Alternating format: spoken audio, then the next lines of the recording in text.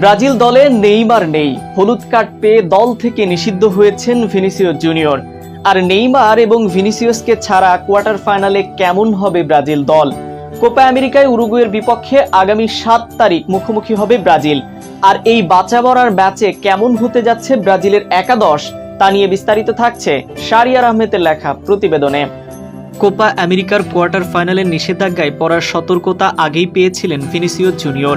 Group পর্বে নিজেদের দ্বিতীয় ম্যাচে প্যারাগুয়ের বিপক্ষে হলুদ কার্ড দেখার পর মূলত ঝুঁকিতে পড়েছিলেন ভিনি। শেষ 8-এ দলের হয়ে মাঠে নামতে হলে কলম্বিয়ার বিপক্ষে হলুদ কার্ড এড়াতে হতো ভিনিসিয়াসকে, কিন্তু নিজেকে কার্ড দেখা থেকে রক্ষা করতে পারেননি এই রিয়াল মাদ্রিদ তারকা।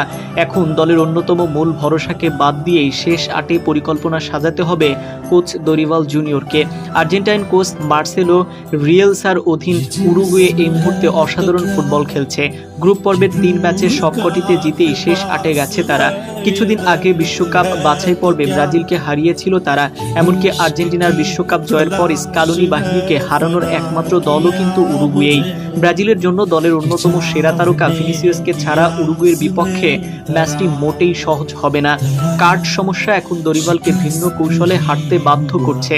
তবে কার্ড একপাশে বিষয়টি সরিয়ে রাখলেও ব্রাজিলের খেলায় একেবারেই মন ভরাতে পারছে না সমর্থকদের। সব মিলিয়ে উরুগুয়ের বিপক্ষে ম্যাচের আগে পুরো দল নিয়েই নতুন করে ভাবতে হবে দরিভালকে। প্রেসিং এর সামনের ডিফেন্স যেমন খেই হারাচ্ছে, তেমনি মিডফিল্ডেও Joao Gomes, Bruno Guimaraes, Lucas Paqueta এখনো নিজেদের মেলে ধরতে পারেনি। এছাড়া প্যারাগুয়ের বিপক্ষে ম্যাচ বাদ দিলে বাকি 2 ম্যাচে হাই প্রোফাইল ফরওয়ার্ড লাইনও ছিল নিষ্প্রভ। আক্রমণে সময়, বোঝাপড়া ও স্বতঃস্ফূর্তভাবে অভাবও বেশ স্পষ্ট। কোস্টারিকার বিপক্ষে ম্যাচের কথাই ধরা যাক, সেদিন ভিনিসিয়াস যখন প্রতিপক্ষের কড়া মার্কিংয়ে কোনো উপায় বের করতে পারছিলেন না, তখন তাকে উঠিয়ে এনরিককে নামান দরিভাল। মাঠে নেমে এনরিক সেন্টার ফরওয়ার্ডের জায়গা নেন এবং রদ্রিগো চলে আসেন লেফট উইংয়ে। যদিও এই পরিবর্তনও ফল আনতে পারেনি। কলম্বিয়ার বিপক্ষেও ম্যাচ চলাকালে ফরমেশনে কিছু পরিবর্তন আনেন দরিভাল। রাফিনিয়া শুরুতে মিডফিল্ডার হিসেবে খেললেও পরে লেফট উইঙ্গারের ভূমিকা পালন করেছেন। আন্দ্রেস পেইরাকেও পজিশন বদলে খেলতে দেখা গেছে, কিন্তু এবারও শেষ পর্যন্ত ব্রাজিল জয় নিয়ে মাঠ ছাড়তে পারেনি।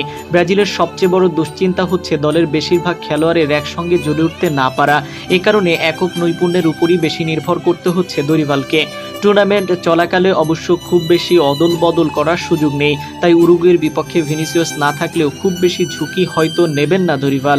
ধারণা করা হচ্ছে এনরিককে সেন্টার ফরওয়ার্ড রেখে 2 পাশে রদ্রিগো ও রাফিনিয়াকে খেলাতে পারেন ব্রাজিল কোচ। তবে এই ফরমেশনে কাজ না করলে দ্রুত পরিবর্তনের দিকে হাঁটতে হবে ব্রাজিলকে। বিকল্প হিসেবে দরিভালের হাতে স্যাভিও কিংবা গ্যাব্রিয়েল মার্টিনেল্লির মতো খেলোয়াড়রা তো আছেনই। শেষ পর্যন্ত ভিনিসিয়াসের বদলি হিসেবে যিনি আসুক, দলীয় ঐক্য ছাড়া ভালো করার সুযোগ নেই ব্রাজিলের, বিশেষ করে উরুগুয়ের মতো দলের বিপক্ষে তো একেবারেই নয়।